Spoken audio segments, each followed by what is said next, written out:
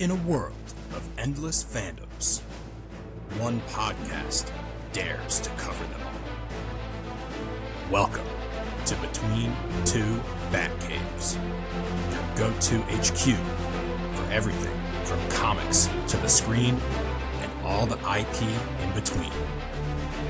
Join your hosts, Austin and Jordan, for weekly coverage of the comics, shows, and blockbuster hits that keep us coming back for more. So thanks for hanging with us and being part of the next entry into the Batcave saga. All right, hello, and thanks for hanging with us today on this episode of Between Two Batcaves. We are your hosts. I am Austin Luke, and he is Jordan Brownstein. Last time I checked. And today, we are riffing it. We, as you guys can see if you're watching, we are once again sitting in one Batcave together. My Batcave. Went from mine to yours, and, you know, I'm just happy about it. We had a good day. We did indeed. We just finished up some fishing, and we decided to record an episode. And we spitballed some ideas out sitting around the pond, and I think we got a fun one. But this is going to be a little bit more like free flowing. It's interesting. We're kind of in this transition phase right now, where I feel like Mando and Grogu happened. That's kind of in the back mirror, and now we're really about to just hit the ground running with summer blockbuster season. Yeah, Disclosure Day right around the corner. I think was Toy Story this weekend. I think Toy Story's out. I think it just came out. Yeah, Toy Story's out. Disclosure Day, and then 2 weeks after that is Supergirl. So we're in it, and Yeah. it feels like a perfect time to just kind of take stock of where we're at and what's to come for the rest of the year, and just prime ourselves and you guys for what's really right around the corner. Indeed, it is. So we're going to get into the episode. Like I said, we're going to kind of just ebb and flow today. But before we get into what we're doing today, a few things off the bat here. You already know if you're a returning listener. But if you like what we're doing over here on Between Two Batcaves, please let us know. Few ways you can do so, whether this is your first or 57th episode with And us. I'm gonna hit you with two today. So we'll shout out Bart Scott, who just a classic undrafted free agent linebacker who made it for the Ravens. But also shout out Jordan Brownstein, because that was my high school number. Respect. Way to plug yourself. Never letting it go. Way to plug yourself, dude. All county. So whether this is your first or 57th episode with us, is it the Jordan Brownstein episode? I mean, I caught a fish today. So I think so. True. Let us know how we're doing over here. A few ways you can do so. First, you can follow the pod on the podcast platform of your choice. Next, you can rate and review the pod. 5-star rating, leave a little short blurb, some words of kindness, if you will. It goes a long way. Lastly, you can share the show with a friend. If you like what we're doing on Between Two Batcaves, it would mean a lot to us if you would pass the word along to somebody that you know. If you're watching Between Two Batcaves, first of all, thank you so much. You can watch us on YouTube or Spotify. Hopefully you guys are enjoying the video content. We are for sure. And socials at Between Two Batcaves with the number 2. Everywhere except for Twitter, where we are at B2Batcaves. We will never get to the bottom of that. No. So It's a bottomless pit. but that is all I got. I was thinking, like you said, we're not 100% sure like what we got coming down the pipe. We'll be doing a lot. I was just thinking, though, you mentioned this earlier. We do have our 1 year of the pod coming up. End of June. Yeah. Don't know what that means. What that means as far as what's coming programming wise, but we'll be doing something to commemorate. Yeah, we'll have to figure something out. Yeah, If you guys have any suggestions, anybody who's been with us, anything that you think would be kind of fun to commemorate that, let us know. maybe we should review How to Train Your Dragon, the animated movie.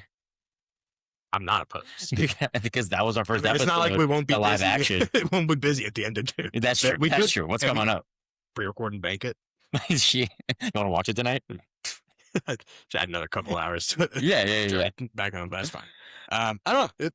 Not a bad idea, though. Yeah, we'll table that. I need to revisit that movie. We'll table that.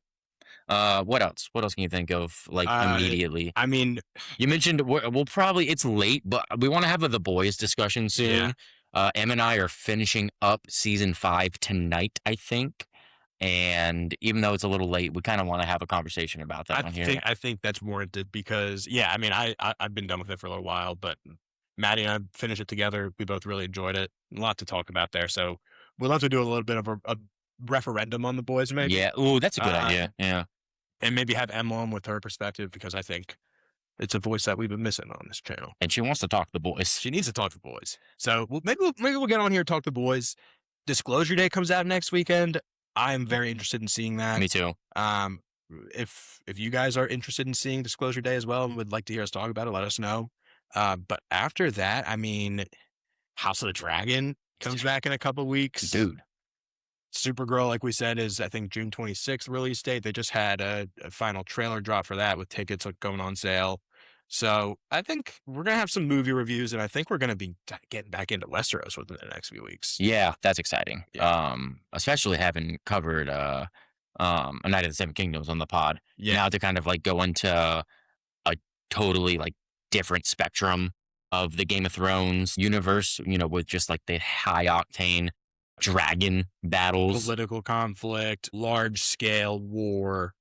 There was an interesting conversation about this new season of House of the Dragon on House of R recently, where they're just talking about, whether or not they think that the success of Night of the Seven Kingdoms is going to help or hurt. And I think we talked about this a little bit too. I think we did. Help or hurt House of the Dragon. Interesting perspective on the hurt side is that people might feel like they are getting their Westeros fix from Night of the Seven Kingdoms. And they're like, okay, I have my Game of Thrones show. I don't need to recommit myself to House of the Dragon. Yep. I don't know if I agree with that, but I think there probably is some weight there. There's some weight, but on the other hand, dragons. You know what I mean? And this first episode, I think, is going to be a banger. Yes. We're getting because they're going right in the battle. The gullet. Yep. And which was supposed to be the finale of season 2. Right. And they didn't because of budget constraints. And they say, if we're gonna do the Battle of the Gullet, we need to do it right. So if we're opening the season that way, I think it will get people back on the bandwagon. I agree. Unless people are going to be watching House of the Dragon, it is they can go up in arms on the internet all they want. Exactly. People are going to show up for the show. People are going to talk about it. So kind of loosely, what we're thinking for today is, as we've been talking about here, we have a jam-packed summer full of movies, both like in the main universes that we cover here, Marvel, DC, Star Wars. We have major projects from all of those this year. We also have a lot of upcoming movies, just like in terms of like other things that we like to talk about on the show here, a bunch of like original projects. We can kind of categorize them as we go along. I was thinking like in terms of categories of like Nolan movies, Alien movies, things like that. Kind of the idea here today, I think, is to set like it's going to be like a rankings episode, if you will. It's going to be kind of like a place setting. We're going to go through each property and kind of just talk about like our current rankings, top 10 or so of like where they stand, just like in terms of where we think these new projects might fall within our rankings, because I don't know about you, but I think some of these projects that we're getting this summer, I'm extremely excited for a lot of these movies. And I think it could actually upset some of like my top rankings. Yeah. I mean, I'm looking at the list that we have in front of us right now of what's still to come this year. And I mean, it's chock full of what I think are very high floor projects, and like for the most part, high floor and high ceiling. Yeah. I think that's especially the case with something like Brand New Day, where I think there's just like no world where this movie is not good. Yes. Yeah. And I think it also has a really good chance to be unbelievable. Well, I think this could end up being our favorite Tom Holland Spider-Man movie. I think that, and we can talk a little bit when we get into like that movie and our predictions for it. Like talk a little bit about what we were talking about earlier with like some of the things that Tom Holland was saying. But so I'm thinking like maybe let's just get, so news. Do you have anything you need to cover, you want to cover? It's been a busy week for me. Buried the lead a little bit here. Our guy here is officially Firefighter 1. I've been in training. As you all know, listeners of the show, I've been in training for becoming a firefighter for the last 6 months, and I'm not training anymore. I've graduated. It's been a fun week of celebration. get into it. But I'm excited because now I'm gonna have some more time on my hands and get back into the pod a little bit more, just in terms of like some of the behind the scenes like editing and stuff that I was getting really into before I started training. Try to get some of like just a little bit more ebb and flow on the screen here for our viewers, which I think will be fun. I think they'll like that. Would be a lot of fun. That being said, though, as far as news goes, there's nothing that's sticking out right now. I'm sure as we kind of go through different projects, that's kind of what I'm hit on thinking. the latest that we are kind of thinking about, what's fresh in our mind as far as the news cycle goes. Yeah. So we're gonna go through these properties, and like I said, we're gonna rank our current like favorite lists and predict where upcoming projects might fall within that. And I think we should start with Star Wars. Let's start with Star Wars because we just saw Mando Grogu. We are still in kind of like this tail end of, I think, like the Mando and Grogu discourse, which we have been involved in. And it's still something fresh on our mind. Slight tangent here, but earlier today, I went to Third Eye Comics in Annapolis for Matt Fraction. Matt Fraction was there for a signing, and I was in line with somebody who happens to also have a podcast talking about Star Wars called Po Boys. Shout out Josh. Good meeting you today. And we were talking about Mando and Grogu and just kind of where everything is sitting. Yeah. And so I feel like this is a good time to kind of just maybe put a bow on the Star Wars conversation for now as we kind of go into a lull. Feels right. I don't think we're going to be getting anything else until Ahsoka early next year. Yeah. No, you're totally right. Obviously followed by Starfighter later that summer. So let's do that. Let's just give our current Star Wars movie ranking list, and let's place Mando Grogu in that list. All right, let's go worst to first. Okay. And we're including this all live action Star Wars movies. All live action Star Wars movies. The Skywalker saga plus Solo, yes, and Mando and Grogu. I need you to do something for me. Yeah. Because even though I know every single movie, I need pictures in order to help me. We're doing this. I need to see the covers. I need to see like the posters for the movies to really help me get where I need to be. Don't let this ranking here influence you. Of course, we got Rogue One in there too. Okay, good. I was gonna say I need Rogue One. All right. So we have, this is before Mando and Grogu. So we should have 11, and Mando Grogu makes 12. No, 12 total. Yeah, with Mando. Yeah. And Grogu. Okay. So you said worst to first. So let's start at 12. Okay, coming in at 12, I gotta say, dude, is it Mando Grogu?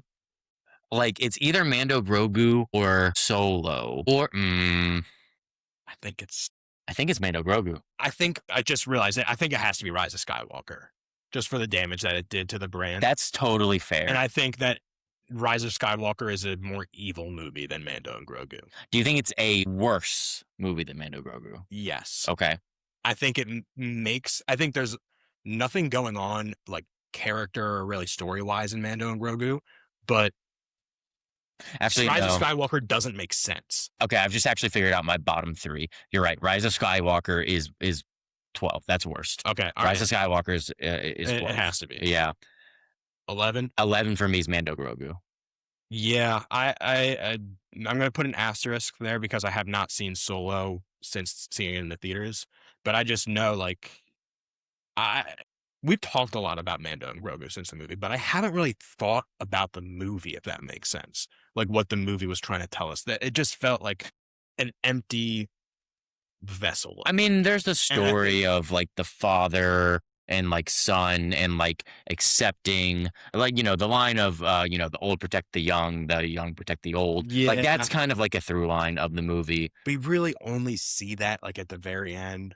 I don't know. We don't have to litigate the whole movie, but I think I have Solo slightly above Mando and Grogu for that reason. That's what I'm because I think Solo has a more coherent character progression for like some of the main characters. And also, I just think is like more entertaining. So we both have Rise of Skywalker, then Mando Grogu, then it sounds like Solo above that. Yeah. Yeah. Okay. I think that makes sense as a bottom 3. Okay. Now I think we'll probably start getting into some diversion here. So number 8. And now just for the record, we have all of the Skywalker saga movies except for Rise of Skywalker on the board and Rogue One. Yep. So we're at 8. I think it's Attack of the Clones. That is a movie that I think It's boring. Yeah. And that sucks, but it's boring. And what sucks about it is like when you watch it and you've also seen the Clone Wars, like, so something around like that same like era, it's Yeah. like, it's hard. I don't want to compare the two, but you know how much like cooler it could be. Yeah. And it's just kind of boring. Yeah. And I think like I'm between Attack of the Clones and Phantom Menace for that next spot. And I think Phantom Menace is slightly higher for me as a Duel of the Fates and pod racing. Pod racing's sick. Yeah. Yeah. Okay. So I'm locking in 12 Rise of Skywalker, 11 Mando Grogu, 10 Solo, 9 Attack of the Clones, 8 Phantom Menace. Okay. I'm going Rise of Skywalker, Mando Grogu, Solo. You know what? I'm gonna switch those two. I'm gonna go Phantom Menace and then Attack of the Clones. I agree. Pod racing, cool. Duel of Fates, cool. There's a lot in that movie that's just super boring though. And I think Attack of the Clones, while ultimately like it's a mess of a movie, but there's also like a lot in that movie, like as a kid, that just got me amped up. Yeah. You know? The Coliseum fight with all the monsters. Yeah. But it held a special place because of when we saw it. 100%. Okay. So I'm gonna swap those two. Okay. That's good. Okay. Next, we are at, I think, 7 on the list. Yeah. And okay. So here, I think there are a couple movies that I kind of think about similarly, but for very different reasons. And that's Force Awakens and Revenge of the Sith. Interesting. I have them grouped relatively close together in my mind, in my heart. I'm a big Revenge of the Sith guy. A lot of people are. I am too. I love, and now I think there's a clear cutoff, I think we should say, in the tiers. Like That's totally fair. There's a tier, I think, Rise of Skywalker is a tier of its own. Solo, Mando, Grogu. I would probably put the rest that we've ranked so far in the same kind of tier. Yeah, that's fair. But now we're moving up a tier. So for me, that tier is Force Awakens, Rogue One, and Revenge of the Sith. So I'm having trouble placing between the three. I think today I'm feeling like Force Awakens comes in at 7 for me. Just because, again, it's not a very ambitious movie. It's playing the hits for Star Wars fans very well. But then I think right above it, I'll put Revenge of the Sith, which is an extremely ambitious movie. It is. It has a lot of swings and misses, but also has some home runs. And so I think that variance, the high points of Revenge of the Sith, slightly notch it above Force Awakens for me. Okay, so you got Force Awakens, Revenge of the Sith. And then to round out that tier, I have Rogue One right above Revenge of the Sith. Interesting. Rogue One's kind of lower on your list than I feel like. It's interesting. I thought it would be higher too, but as I've kind of thought about the post-Andor rewatch, I think Andor makes it so much better, but I also think Andor is so much better than it is so much better than Rogue One. You're right. Okay, I got to make a decision here. Yeah. Okay. Do you have the same kind of grouping, or you might be a little bit? I think you have Revenge of the Sith probably a lot higher. I do have Revenge of the Sith a lot higher. And actually, so okay, so I've already put Attack of the Clones. I've already put Phantom Menace. I'm gonna go here at. This might be controversial. I'm gonna go Return of the Jedi. Ooh, not a big Ewok guy, huh? I like that movie, but there's yeah, not a big Ewok guy. Listen, those dudes are nasty. Okay, they eat each other. That's what you got to do on the Force Moon of Endor. Fair enough. I'm gonna go Return of the Jedi. So that's 7 for you. I'm gonna go The Force Awakens. That's 6. Revenge of the Sith. Sith at 5. So then that leaves for us, I think we have okay, so I still have on the board I have the entire original trilogy plus The Last Jedi. Yes. So, okay. At 4, I'm going to go Return of the Jedi here. I think I like the Ewoks a little bit more, but a lot of the Tatooine stuff now on a rewatch, like the early parts of the movie, drag a bit until we get onto the Jabba's barge, a lot of the stuff in Jabba's palace. I mean, some Rancor super side is iconic cool. stuff from that movie. Yeah. Super iconic stuff. But I think at this point, when I'm thinking about rankings, a lot of it comes down to rewatchability. Yeah, you're right. I don't catch That's myself watching that one too much. What do you got it for? So you now have I still have New Hope, Empire, Last Jedi, and Rogue One. At 4, I'm gonna go A New Hope. Wow. All right, so you're not as high on the original trilogy as compared to some of the newer stuff. Because now, okay, so you got your top 3 is Empire, Last Jedi, and Rogue One. Yeah. All right. Okay, so I have Return at 4. 3, I have Last Jedi. 3, I have Rogue One. Okay, and then I top 2 between A New Hope and Strikes Back for me, I kind of waffle back and forth. I've been really feeling A New Hope lately. I think that's probably part of the Andor effect too, is like you feel that connection there. So I have Empire at 2 and A New Hope at 1. It's just like, I think A New Hope it's not a new take, but it's just like the perfect sci-fi fantasy movie. Like the creation of Luke Skywalker as a character is something special. Do I still have 3 to rank? You had Return at 5. Did you have Last Jedi at 4? No, you had Rogue One at 4. Yeah. So you have 3 left. We have the same. No. Yeah, because I put. No, you had A New Hope at 4. Yeah. I had Rogue One at 3. Return at 5. A New Hope at 4. Rogue One at 3. So now you just have Last Jedi at 2. Empire at 1. All right. Agreed. I thought you would have Revenge of the Sith a little bit higher. What did I end up with that at 5? I think it's at 5 for you. Yeah. I mean, I'd say 5 is pretty high. That's pretty solid. Yeah, that's pretty high. I mean, honestly, like I could see myself putting it above A New Hope, but that just doesn't feel right. So I don't want to do that. You don't have to. I don't want to do that. Make you. All right. Okay. Star Wars top rankings there. As you guys can discern, Mando and Grogu, pretty low on the list. Not much staying power there. And that seems to be the consensus. But you know what? It's not Rise of Skywalker, and I think that's what they were going for. I think they're happy. I think they're like, that's a success. They found the low bar, and they're like, all right, let's not make it this. Let's tiptoe over that. And they did. They did. I mean, but still, again, it's that conversation of just like, people aren't hating it, you know? They're not loving it, but they're not hating it. And you know what? Like, in a lot of the, like, our social engagement, like, where we have been criticizing the movie, there have been people pushing back validly. So this movie has its defenders, which I'm happy about. Ultimately, it's going to kind of be forgotten. Yeah. And that sucks. Especially for our demographic. Yes. But what I think is the silver lining of that is, like you said, is not going to be a Rise of Skywalker situation where it goes down in infamy. It's just going to be forgotten. And hopefully, as more Star Wars movies comes out, like Starfighter next year, like Mando and Grogu will continue to just fall down the list because there's better ones that come out after it. Yep, definitely. All right.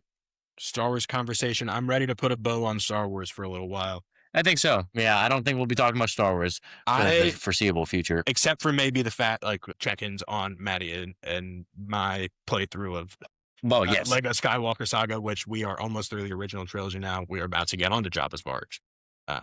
So if y'all want us to live stream that, you let us know. Hey, listen. It's not like we've... No. All right, Star Wars. We're moving forward. You want to talk Marvel or DC next? Let's do DC because that's the next movie coming out. That is the next movie coming out. And as we're sitting here talking about it, I'm remembering there is actually some pretty interesting news surrounding Man of Tomorrow, which is a 2027 project. Are you talking about the set leaks? Yeah, not even leaks. Not the leaks, yeah. They knew. But so okay, let's talk about that real quick because so Man of Tomorrow is fully underway with production. They are filming in Atlanta? I think so. I might be wrong about that, but they are filming on location, like out in public on the street. And there have been a lot of people that are just there watching and taking pictures and taking videos and stuff, giving us sneak peeks. James Gunn knew this was going to happen, so he preempted this by releasing that official picture of Lex Luthor in his war suit for the first time. Totally practical. looks really cool. Looks really cool. And so he drops the picture of it, which is like a studio, like edited picture. It looks great. And then now we're getting these like grainy videos of him walking down a city street with people walking around him in the war suit. And it looks great. And I mean, I think one of James Gunn's strengths throughout his movies has been practical costume and set design. And so we're seeing that. We're seeing Superman and Lex Luthor fighting on the streets. And yes, Man of Tomorrow is well underway. You know what it's given me similar vibes to? The Lex Luthor suit from Injustice: Gods Among Us.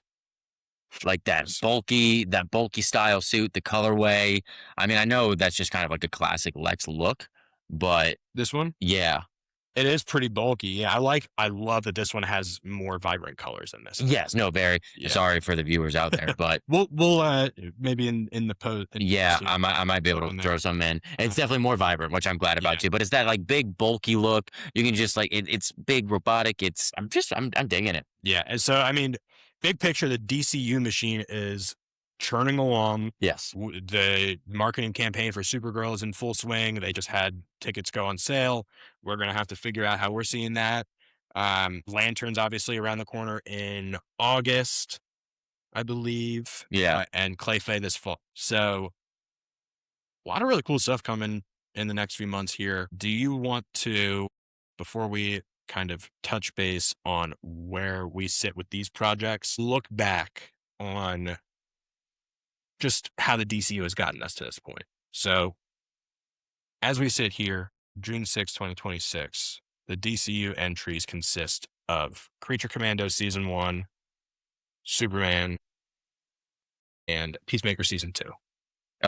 Whoa, dude. Good call. Yeah. Good call. And the fact that I had to think about that makes me a little sad. Yeah. Just because I love Peacemaker Season 1 so much. Yeah. I thought about that season of TV for a very long time after it finished. Yep. I haven't had the same feeling with Season 2. Not even close. I enjoyed it in the moment, watching it and talking about it in the moment. It's not even close. Yeah. Let's, before we talk about what's to come, those 3 projects that we've gotten so far, just give me your power ranking. And I know it's kind of not fair because we're talking about like animated TV as opposed to movie. But it's in its infancy, so it's fair to do because we're also going to be ranking like your Lanterns on like, where we think is going to fall. So I agree with what you're saying here. Let's do, I mean, just right off the bat, I mean, for me, it's Superman, Creature Commandos, Peacemaker Season 2. Wow. Okay. So you have Creature Commandos above Peacemaker Season 2. I do. What is the margin there for you? I feel they're pretty close in my heart as far like apart from each other. I mean, in terms of like what you were saying with like, have I revisited it? No. Have I thought about it really much since? No. Did I really like watching Creature Commandos? Yes. Did I leave Creature Commandos with as many disappointing moments as I did with Peacemaker? No, I did not. It was also like just kind of exciting because even though a lot of people consider, Superman being the birth of the DCU. I mean, for us that have been in the weeds for so long, we were like, Creature Commandos comes around, it's like, oh, the DCU is here. Yeah. So I do think that, and when, it's Season 2, I think is something that's still happening of Creature Commandos. Yeah. So when Season 2 comes around, like I might rewatch Season 1. I think that's one of the draws is that it is such an easy watch too. Yeah. Not necessarily content wise, but like screen time wise. Yes, very much. It's so. a tough watch. But so that's where I stand with those 3. I would probably switch Peacemaker and Creature Commandos. I'm a sucker for John Cena doing he's great. And like even though there wasn't quite as much staying power, I still just had so much fun watching it week to week and talking about it. But not to say that I didn't like Creature Commandos because I did really like that too. So I feel like we feel pretty similarly. And just like reaffirming the fact that I think Superman, now about a year or so removed, I still hold it in very high regard. Very, very. I remember the moment we went to go see Superman with our buddy Arjun, and we went back to his house afterwards to record one of our very early on episodes. Might have been the first. Second or third. It was early. Third episode, if y'all go back in the timeline, go back in the feed. No video there. Yeah, you can go listen to that episode. I just remember we got to his house And we got out of our cars, and I heard the score playing from your car. And you were just like, and we ran, and we just like hugged each other, and we're like, dude, Felt so this feels so good. It felt like a rebirth. And even with some of the other projects that came out last year, and we'll talk about them, I think, in another context, but like a Fantastic Four specifically that I really liked, I didn't walk out of the theater feeling that same way. No. So I think looking back on last year, Superman, really, really good movie. And like people are always going to find things to worry about, holes to poke in the DCU's plan. They're going to throw jabs at James Gunn. But if we just look back at the most recent movie that he made and the establishment of the DCU as a cinematic franchise, like it's hard not to have confidence in, especially like a Man of Tomorrow that he is helming personally coming down the pipe. Yes. Like, I just think he has a handle on this universe and specifically the character of Superman. I agree. Very cool. We have 3, as you mentioned, upcoming projects this year. Yep. From the DCU. We've gotten a little bit of promotional material from each of these projects. We've seen some of it. I haven't seen the newest Supergirl trailer. Me either. I'm avoiding it. Yeah, I don't really Not care. because I don't want to see it, but like this is something we talk about a lot. What's the balance between watching trailers and going in fresh? So, yeah. I've seen enough. So each project, where do you expect these to fall in your rankings?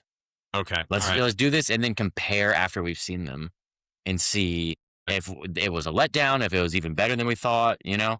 Do you want to do this? So do you want to do like predict our top 6 at the end of this year? Yeah, basically. Okay.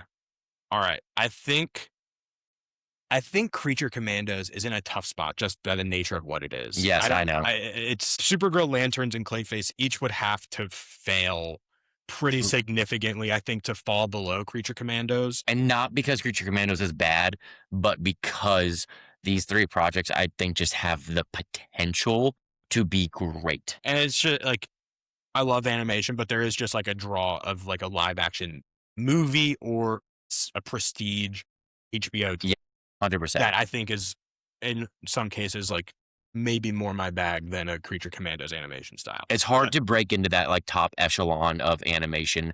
And when you're talking about like things like Invincible, Avatar: The Last Airbender, yeah, things like that are like stand the test of time in animation. And Creature Commandos is good, but it's not that. Yeah. Okay. So I'm going to keep Creature Commandos at 6 just because I have high hopes for all 3 of what is to come.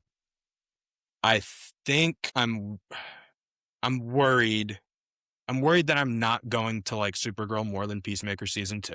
Interesting. And I don't know if I think it's a combination of a couple of things. One, I just like the story that Peacemaker was telling was something that I was already very invested in. Again, the John Cena, like I just find him so charismatic as an actor. I also have with Supergirl the issue of having read the book beforehand and having that as a frame of reference. And from what I've seen from some of the promotional material, I don't have the utmost confidence that it's going to capture the essence of the book. And it's tough because that story is just beautiful. Yeah. It's an amazing read. So it's tough to be compared to that. I'll tell you what I'm sold on Supergirl. I'm sold on Supergirl. I'm sold on Kara. I'm sold on Millie Alcock. I'm sold on Millie Alcock. Yeah. I'm sold on the Supergirl Superman dynamic that we have seen hinted at in Superman and in the promotional material here. I am in on that. I am in on Kara as a main character. I have doubts about Jason Momoa's Lobo. Fair. I have doubts about this iteration of Creme of the Yellow Hills as compared to the version we got in the book, who the villain in this, the story that this movie is drawing its inspiration from, is like one of the most chilling comic book villains that you come across in stories like these. Yes. So I just don't know if it's going to reach the heights that the book reached for me. So for that reason, I am going to tentatively, in my predictive rankings here, slot Supergirl in at 5. Okay. That's low. I know. So you have Creature Commandos, Supergirl. I'm assuming Peacemaker season 2 coming in at 4. I'm between Peacemaker and Clayface. Clayface. Here Okay. because, well, actually, before we get into that, what do you have So you have actually, I don't know, because you had Creature Commandos above Peacemaker season 2. So Yes. do you think that at the end of this year you're going to have a lower opinion on anything then? Do you think that Peacemaker is still going to be in that bottom slot? I do. I think Peacemaker season 2 is going to fall at my bottom slot. I think that after Peacemaker season 2, I want to like Clayface. I really do. I'm nervous about it. Are you nervous that it's just not for you, or are you worried about? Yes, I'm nervous that it's not for me. I think that being said, do think like even if it's not for me, I do think like I'll be able to recognize like if this big swing that they're taking hits, I'll be able to recognize that what they did was very successful, even if it's not for me. So I predict my bottom 3 at the end of this year is going to be Peacemaker season 2, Creature Commandos, Clayface. Okay. All right. So I am going to slot Clayface just above Peacemaker season 2, actually. Okay. Because I think I probably have a slightly higher tolerance for horror. That's fair. You do? That's fair. I generally do not like it and like will not go out of my way for it. But there are the projects. Recently you've been kind of into it though. Like the last couple of years, you've gotten more into like the the weapons of the world. That's true. I did love that. Weapons. And there was another I saw last year that I think was pretty good. But I haven't seen Obsession. I'm probably not going to see that. Dude, I've heard that movie is Carly saw tough. it. She told me what happens, and I'm unsettled just hearing about it. Yeah. But great movie. And I'm What's happy for it. and Backrooms that came out recently. That People one is like probably more my speed, which is like the kind of like psychological horror, like idea horror, as opposed to like possession horror, which is just like my least favorite. Oh, dude, I'm not interested at all in Possession. That being said, I will just another tangent quickly shout out Obsession. The star of that movie, Indy Navarrete, who plays the character who gets possessed, started on Superman and Lois. Oh shoot, that's cool. Yeah, she played Sarah, one of the Kent kids' love interests on the show. She was pretty good. Cool. Saw her pop up. Cool. Like, hey, know her. Okay, tangent over. So okay, we have to finish our rankings here. So okay. We're in the top 3. We're in the top 3. I have I have Peacemaker season 2 at 4, Clayface at 3, and we're left with Lanterns and Superman at the top. This just feels like it comes down to preference because do you have, since we've gotten that second trailer where we do get much more indication of the lanterning of it all, for me that quells a lot of my concerns. Well, let's get this out of the way. I think you said the last 3 you have left are Clayface, Superman, and Lanterns. Yeah. I mean, you're putting Clayface at 3, right? Oh, yeah. So you're putting Clayface at 3. I'm putting Supergirl at 3. It's between Lanterns and Superman as our top 2. Yeah, for sure. So I agree. It's down to preference here. To answer your question with a question, do you think that there is a world where we could watch Lanterns and think to ourselves, holy cow, that was better than Superman? I absolutely do. I do too. Like, because don't get me wrong, I freaking love that movie. There's a lot of things about that movie that don't make it a perfect movie. For sure. And there's also just like, we're comparing a 2-hour movie to what is going to be like a 6 to 8 hour television show. Like the sheer amount of TV that we're going to be getting from the project, we're going to be getting more material to consume. And if it is at the level of quality that I think it will be based off who is involved in the project, like getting more of that, there's something to be said about that. And like, we also will have the week-to-week discussion with this show that you don't get that with the movie. Correct. So I think that plays into it a little bit too. But I still don't know if I'm going to put it above Superman. The most recent trailer that we got, we got constructs, things like that. That does give me more confidence because it was a big discussion topic over the first trailer where I was like, oh, this doesn't feel like Green Lanterns. Like Green Lanterns they're making constructs. There's like deep lore. It's a deep, like seated space, like connectivity group. We were concerned about if they were going to be kind of making this true crime detective show under the guise of the lantern like mantle. And the second trailer made it seem less so like that was the case. I do foresee, I do think it could be better if they nail it. I'm planting my flag in the ground. I think Lanterns is going to be my number one project. I think Superman's going to be my number one. All right, let's run through it real quick because I think we have a lot of variants here. Yeah, we do. Okay, so I have my prediction for my rankings for DCU at the end of the year. Creature Commandos, Supergirl, Peacemaker Season 2, Clayface, Superman, Lanterns. And that's from bottom to top. Yep.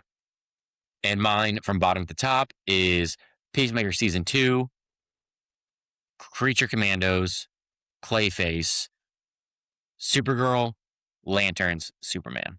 All right, you're going to hear first. Let's check in Couple 6 months. Yeah. Yeah. See how it lands. I think we're pretty spot on here. I have very high hopes for Lanterns. I do too. My confidence continues to grow. It's going to be hard to beat that feeling of Superman. Indeed it is. Talking about feelings that you get in the movie theater. You going to talk about Marvel? What we got that's still to come from Marvel? Man.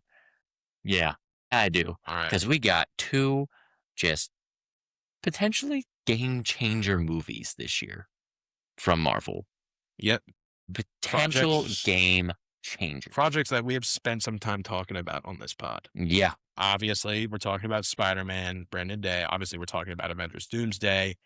Just to round out the picture, television projects we have coming this year, obviously X-Men 97 Season 2, which we talked about last week. Go check it out where we talk about the trailer. We have Vision Quest coming October 14th, I think is the date. Yeah. I think that's it. Are we also getting another season of New Friendly Neighborhood Spider-Man? This year? We might be. Maybe not. But okay. So I think how I would like to structure this conversation. First, let's talk about the TV that we have coming this year just briefly. And then we can talk about the movies, which I think, even though I'm very excited for the TV projects that are coming this year, I think they're going to be extremely high quality. You can't deny the fact that Brandon Day and Doomsday carry an unbelievable amount of weight. So much so. Yeah. So let's talk a little bit about the TV stuff that's coming. And then let's prime our audience, remind them of our favorite MCU movies. Top 10 list, maybe. Top 10. And then let's talk Do you out think where either of these might crack them? Yeah, let's talk out where we think that Brandon Day and Doomsday will land. Yeah. Okay, so X-Men 97 Season 2. We don't have to spend a lot of time talking about it because we did last week. Yep. This is coming out July 1st. We talked about it last week. We got the trailer, and I think the doubts that I had and the concerns that I had about the changes in the writer's room and everything behind the scenes that happened after season 1, a lot of that has been put to bed. Yes. And this is because season 1, it's been a few years. It's been a few 2 years maybe. Yeah. Yeah, no. I think it was 2. This was similar to House of the Dragon for me, I think.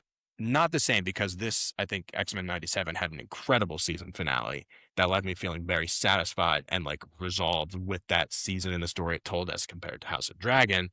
But then after season 1 ended in a different way, I kind of put that away. I put X-Men 97 away.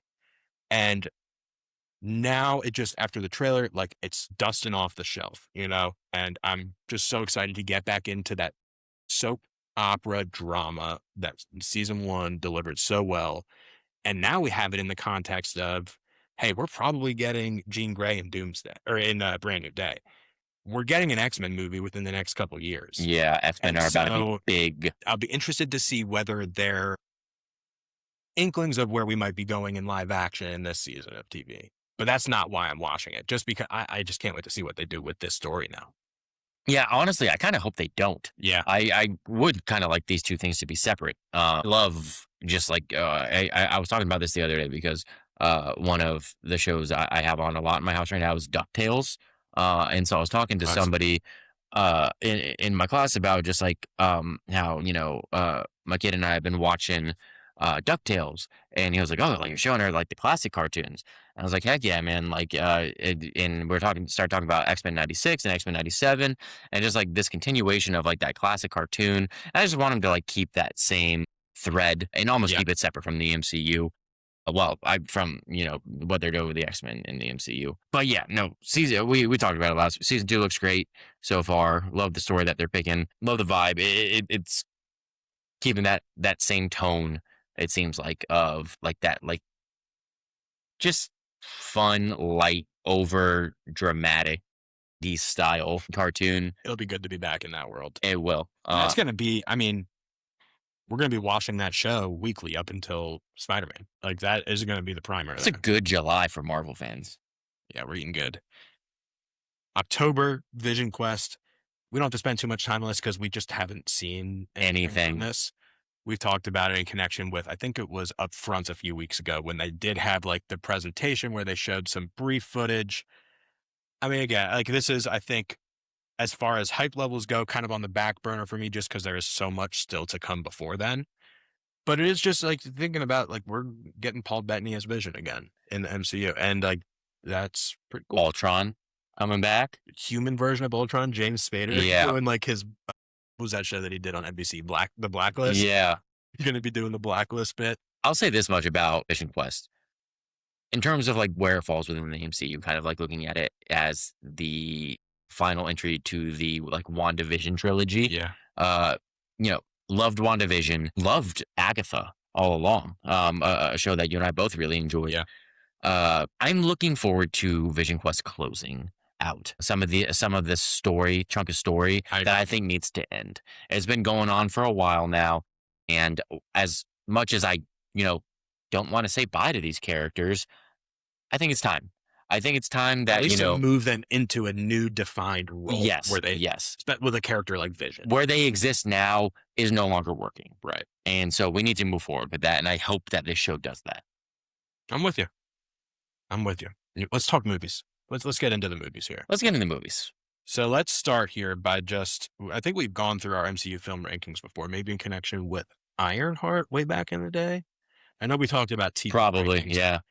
But for anybody who's new or doesn't remember, let's just refresh them on our top 10 MCU films. Yes.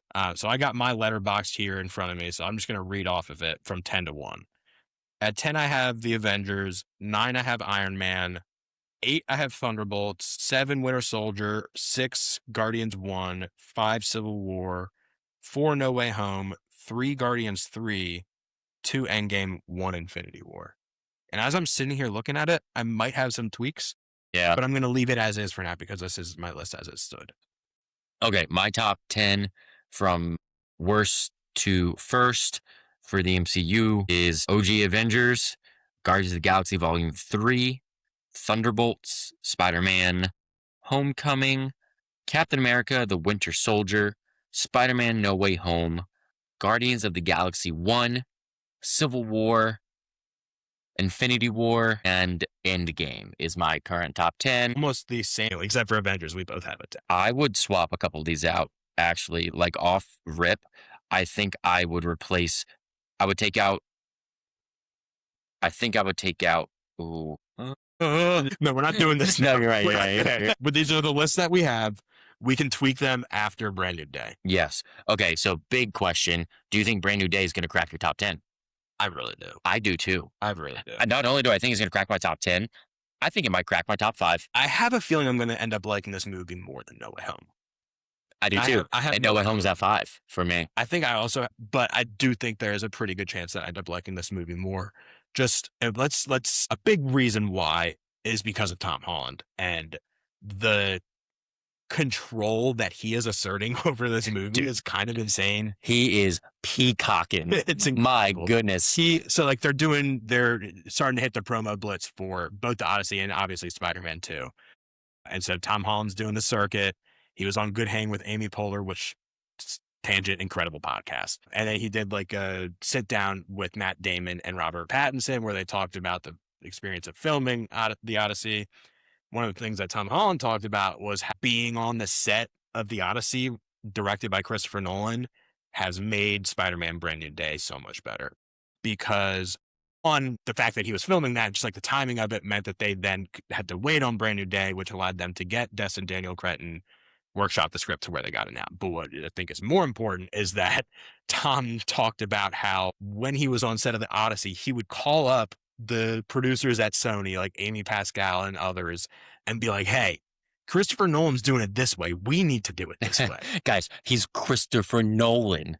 I think one of the quotes was like, we're not just going to show up to set and figure it out. Yeah, man. And so just like this ownership that Tom Holland is taking over the character, over this movie, the intentionality that he seems to be approaching it with, just, I mean, that combined with everything that we've seen from the trailers and the promotional material, all the characters that we know are going to be in this movie is just, I just don't know how this movie isn't in my top 10. Dude, I mean, I agree. And I think you said it right. I really think this is going to be better than No Way Home. And if it's better than No Way Home, for me, that puts it at 5.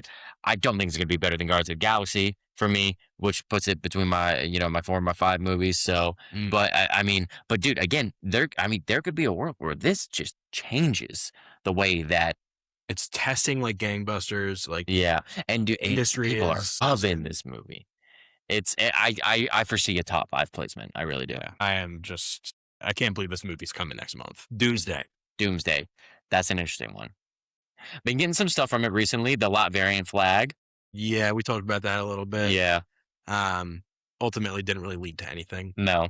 Just kind of cool to see. Yeah, cool to see the flag. My head and my heart are telling me 2 different things. I don't think this movie is going to end up cracking my top 10. I don't either. But that sucks because it's an Avengers movie.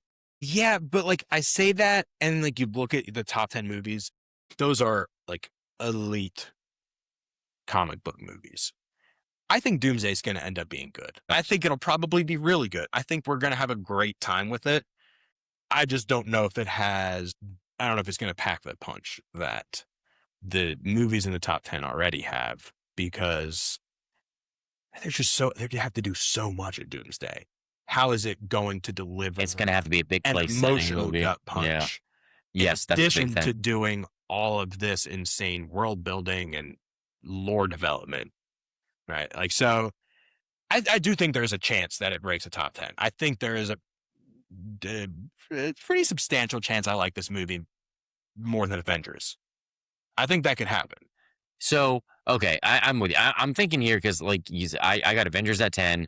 I have GOG Volume 3 at 9, and I have Thunderbolts at 8. And I'm thinking, okay, is this movie, like, cool factor-wise, going to be cooler than Thunderbolts? Probably so. Is it going to make me feel the way I felt during Thunderbolts? I don't think so. It's going to be hard to. Guardians of the Galaxy Volume 3. That is it. I want to ask you about that because we saw that movie together with our wives. Yeah. Coming out of that movie, I was floored by how much I loved it. And I still hold it in very high regard. But I, on multiple occasions, have like actively decided not to rewatch it. Yeah. It doesn't feel like a particularly rewatchable movie to me. There are sequences that are rewatchable. I think it might make it a little worse. Yeah. So we'll revisit this after we see Brand New Day, tweak our rankings if need be. Yeah. I think Guardians 3 will be moving a little bit for me. If Doomsday does crack my top 10, it's because I think it's better than Guardians of the Galaxy Volume 3. Fair. Guardians of the Galaxy Volume 3 made me feel things again, like that was an emotional movie. Is there a shot that the Doomsday cool factor outdoes that? Yes, there is. Yeah. Is there a shot that this movie could be extremely messy? Yes, there is. So I don't know. I'm gonna right now. You know what? I'm gonna guard my heart and say it's not cracking the top 10. I agree. I'm gonna say not cracking the top 10, but it's gonna be close. Mm-hmm. It's gonna be close. It is, and I'm going in with an open mind, clear eyes, full heart, can't lose. Yeah. Coach Taylor, Hal Jordan. All right. I think that wraps up our Marvel discussion. Yes. We have, there are like 3 movies, and maybe I'm missing something, so let me know. But there are 3 movies that I do just want to talk about briefly before we click. So you want to talk about these movies, and I want to put them in context of a ranking list. So let's do both. Okay. So we got Spielberg, we got Nolan, we got Dune. So okay. So for the movies are Disclosure Day, Odyssey, Dune 3. All 3 movies that we're super excited about. We're going to be talking about on the pod. I want to know, so for Odyssey, I want to know your just off the dome top 3 Christopher Nolan movies. Okay. All right. Off the dome. With your heart. Prestige, Dark Knight, Oppenheimer. That's top to bottom. Not in order. Not in order. Okay. I would probably go Dark Knight, Oppenheimer, Prestige, and Batman Begins is very close with Prestige. Yeah, that's totally fair. I love the Prestige, man. That movie's so freaking cool. It made me so mad the first time I saw it. That's fair. That's fair. I'm gonna go. Are you kidding me? Actually, I have two of the same and one different. For me, that's the wild card. That is the wild card, Interstellar. You know what? Okay. I'm having a hard time now because Dark Knight's in there. I want to put Prestige in there. I want to put Inception in there. I want to put Interstellar in there. Can't do them all. Okay. I'm going to go, for me, Dark Knight, number 1. Prestige, number 2. Interstellar, number 3. Heck yeah. I love Interstellar. I love it. I mean, dude, that is the space movie. Make me stay, Murph. Make me stay. Okay. Follow-up question. Do you think Odyssey cracks the top 3? Yes. Yeah, I think this might be. I have hopes that this will be my favorite Christopher Nolan movie when it's all said and done. It's combining like all of my favorite things ever. Yeah. Like, quite simply. Dude, I totally feel that. It's got Greek mythology. It's got Spider-Man. It's got Robert. It's got Batman. It's like, seriously, like, it doesn't feel like this movie is real. And something else they talked about in that sit down, the 3 of them, Matt Damon, Robert Pattinson, Tom Holland, is just how unbelievably hard it was to make this movie and how grueling it was. And I think that is going to show on the screen in some really special ways. Yeah. Because there is something to be said about, like, first of all, when a crew, I think, goes through that together, I think it changes for the better how they work together. Yep. I also don't think that you can replicate that exhaustion or act that exhaustion and that misery that the actors were feeling in those moments. Unless you're actually exhausted. Exactly. And I think that's part of it. I think that is going to come through. Like, it just, I mean, we saw the preview, or not the preview, but like the first look at the Trojan horse scene before Project Hail Mary, and just like how unbelievably immersive that was. And you can feel like you're in the horse with them sweating and like swaying and rocking back and forth. And I think that is going to just come through in every scene. Yeah. I think this might, I said this pretty early on when we were talking about the Odyssey on the pod, but I think the Odyssey might not only be like in the conversation of best Christopher Nolan movie, it might be in the conversation of like one of my favorite movies of all time. Here's a tough question, because I think it's easy to say, yes, I think it could be the best. What do you think could hold it back from not being the best? We've talked a little bit about like some of the discourse about the vernacular in the trailer, like Tom Holland calling it that's dad. So ticky-tack. I mean, people, I think there is going to be a segment of people who are like, this is not believable. This is not realistic. It's not historically accurate. Exactly. I'm not one of those people. I don't think that is going to be what holds it back. But I do think if this movie doesn't have like a very precise and coherent tone and feel to it, it could lose some people, especially because it is going to be jumping around temporally. Yeah, that's the key. Like, Nolan's so good at it. It's exactly like that. I'm just trying to find like what could potentially be that thing. But like, you're right. Like, that is what Nolan is so good at, is just creating this atmosphere that just hangs over a movie.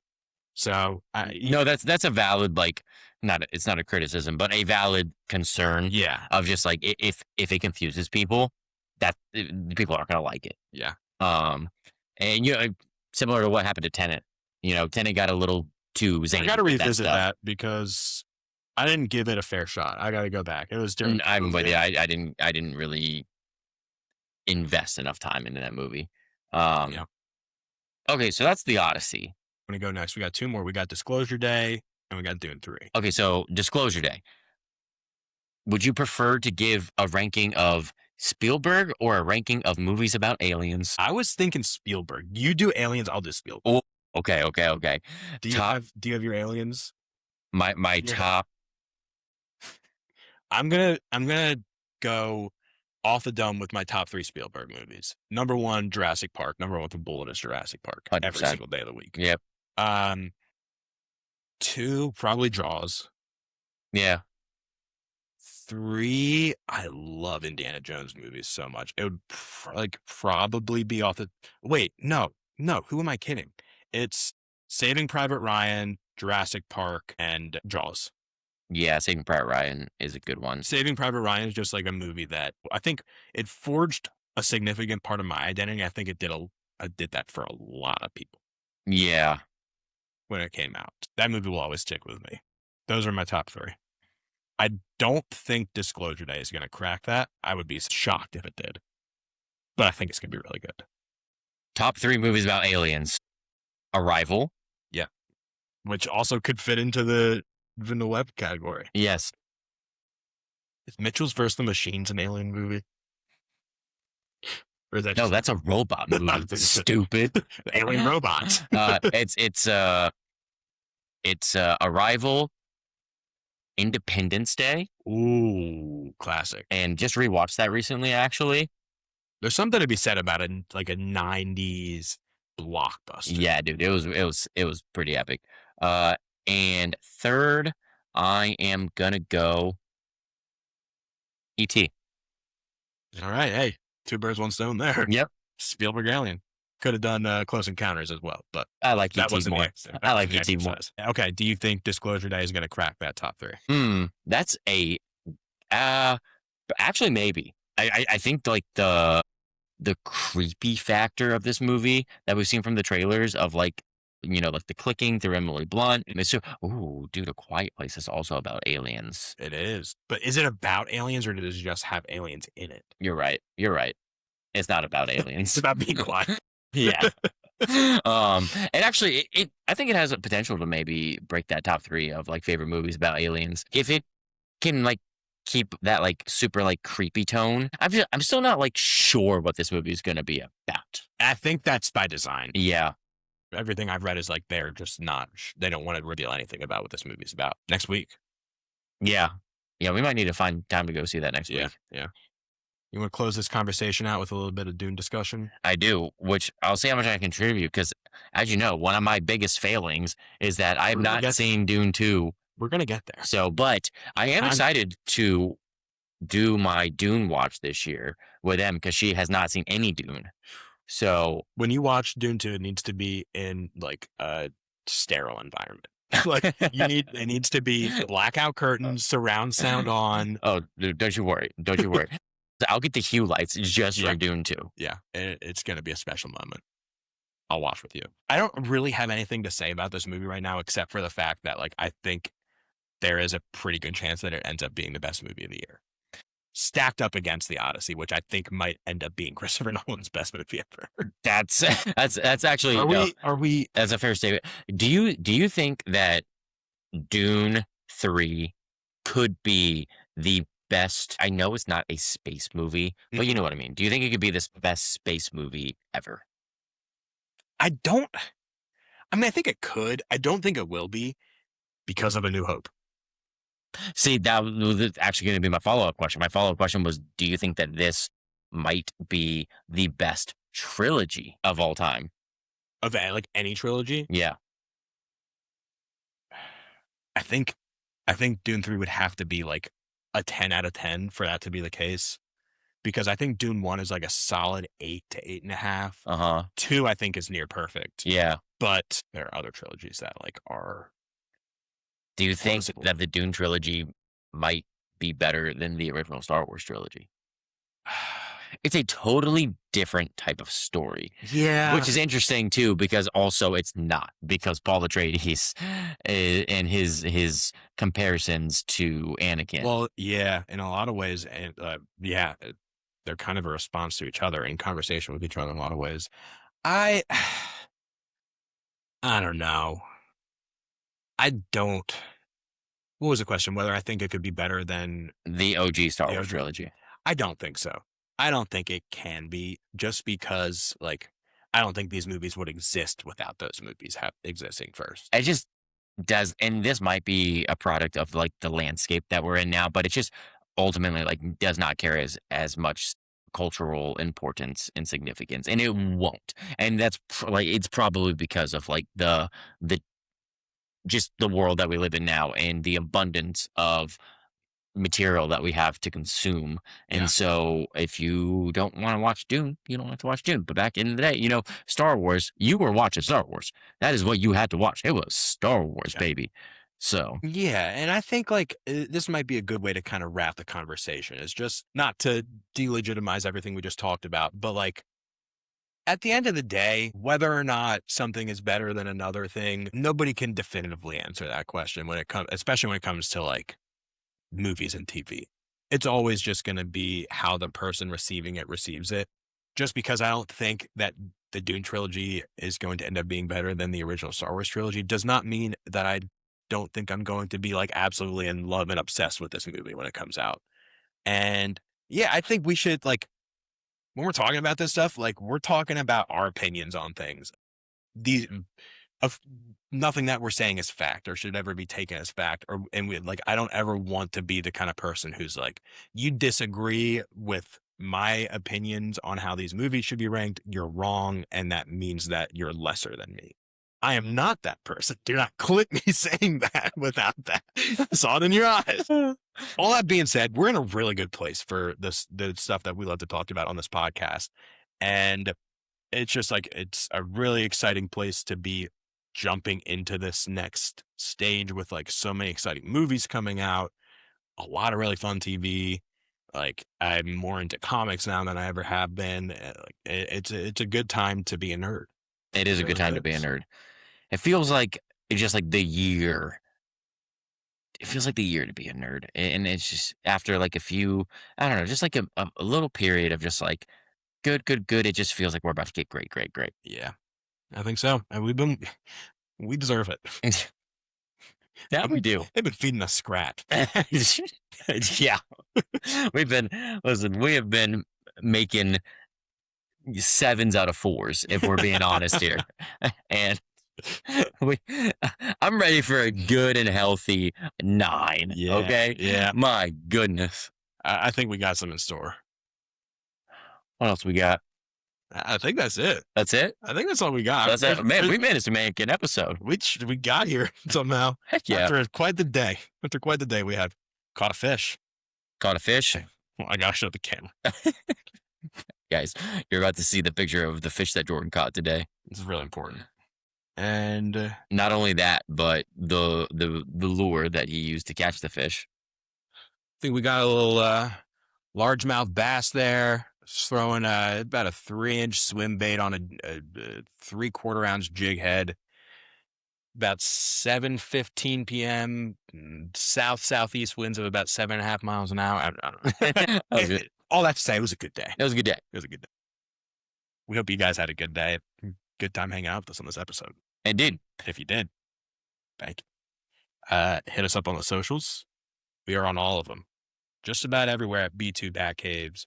No, take that back. Just about everywhere at Between 2 Batcaves with the number 2. The only place where you will not find us there is the app formerly known as Twitter, where you can find us at B2 Batcaves. Correct. Also with the number 2. And before you close out of the podcast app of your choice, just one more reminder to leave a 5-star rating and a review. Follow the pod, share the show with a friend. If you are watching Between 2 Batcaves, click all the buttons. You got like, you got subscribe, you got ring the bell. Get notifications to stay up to date from the latest from Jordan and I. Guys, be expecting some more stuff here on the video feeds. I'm gonna be trying to beef up the video stuff a little bit. I might go into like some more short form videos. Ooh, cool. Like upload maybe with some like shorter, like 5 to 6 minute conversations of ours that don't fit in our clips. See if people like that, engage with that stuff a little bit. I'm still gonna be playing around on the socials, so go check us out on YouTube to check all that stuff out. That's YouTube at Between 2 Batcaves. We will be back next week talking about, we said it earlier and I forgot. Maybe Disclosure Day? Maybe Disclosure Day. Yeah. Well, yeah. Pencil that in. Yeah. So. But don't pen it in. Don't etch it in stone, but you can pencil it in. Yeah. Pencil it in. Yeah. Do people use pencils anymore? I don't know. We should ask Gage. Gage, I know you're listening. Let us know if you use pencils. Do they use wooden or mechanical? pens? Do they just use styluses and write on iPads? Just blink. All right, we gotta go. Next week, be back. We'll be doing something. Until then, from our Batcaves to yours. Thanks for hanging with us. hanging with us. And we will see you next time. Adios. See ya. Don't throw it off like that. And that's not what we do. Everything's off. Oh.